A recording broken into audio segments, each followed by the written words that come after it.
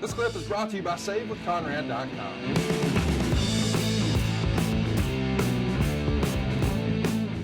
So, JR, as we talked about, taking some time off here, Cactus goes back on the independents for a while and works for Herb Abrams UWF. He goes on tour for All Japan as well for Baba, even wrestling Andre the Giant in a tag team match over there. And were you staying in contact with Mick during this time? Yeah.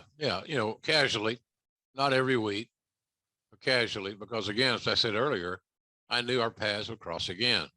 I didn't want to lose contact with him. Well, he wrestles also for Eddie Gilbert in Tri-State Wrestling, which, by the way, for those of you that are familiar, that was the forerunner to ECW in Philly. ECW. This said to get Jack back on the radar of WCW. Me and Devon. How involved were you? And I'm sure you're very involved, but I want to kind of hear a little bit about your story in getting him back into WCW, because he's immediately pushed into a feud with Sting. Well, yeah. The thing about it, there were very few people in that booking world that didn't like Mick.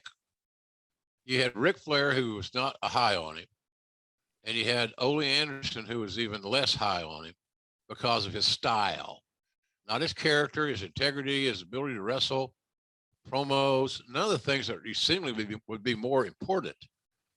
But Mick was, when we had the opportunity to bring him back, I don't remember any pushback, because the guys that were making the decisions before were not in those positions.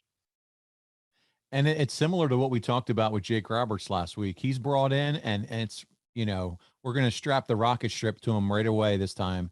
He is starting right with Sting, which is great. You need to feed Sting. You need to feed him those hot heels, and Foley's perfect for this here. And it's got to be the perfect starting point for him coming back in to make the big splash.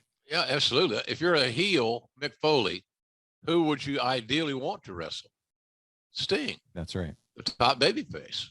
So, and it was cool that his previous stints there or anywhere else had no bearing on him getting a real good spot on the card, specifically working with Sting. So it was good.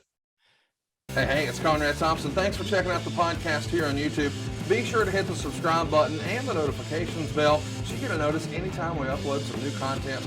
And go save yourself some money right now. If you're in a 30-year loan or you have credit card debt, it's not a matter of if I can save you money. It's a matter of how much. Find out right now for free at SaveWithConrad.com.